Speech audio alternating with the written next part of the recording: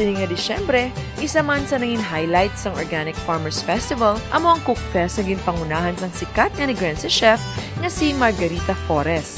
It's amazing that the city invited a collection of the most prominent chefs. I think that it's wonderful because they're such wonderful mouthpieces. They're going to tell all the other chefs in Manila about it. Judging from their faces, now that they're cooking over there, I think that you won't have a hard time inviting them back. Subong na ari di sila, amo ni sila mga pinakamayo kag pinakagrabe na mga chefs sa Pilipinas. So nagkadto di sila sa aton. It's an honor, it's a privilege to cook with them and for them to promote our product.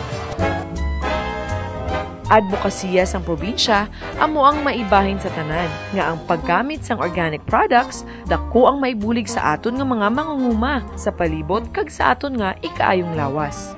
Apart from really sort of being very firm about participating in sustainability and protecting the environment, I think maybe on a personal level, I'm a cancer survivor, so having been cured from the disease, I think that it's become also a real sort of crusade for me, and I feel maybe even a responsibility, at least sort of share the information so that more people can be aware.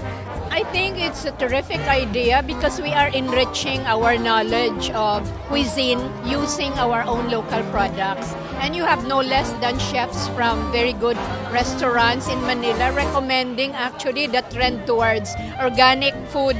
As a cancer survivor, I particularly appreciate that because I'm vegetarian.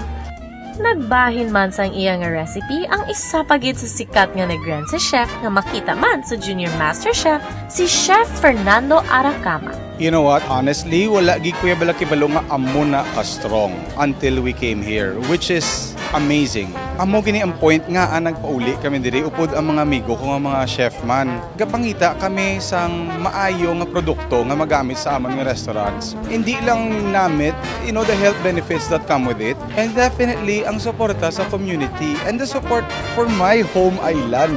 And I think my chef friends are just as amazed as I am.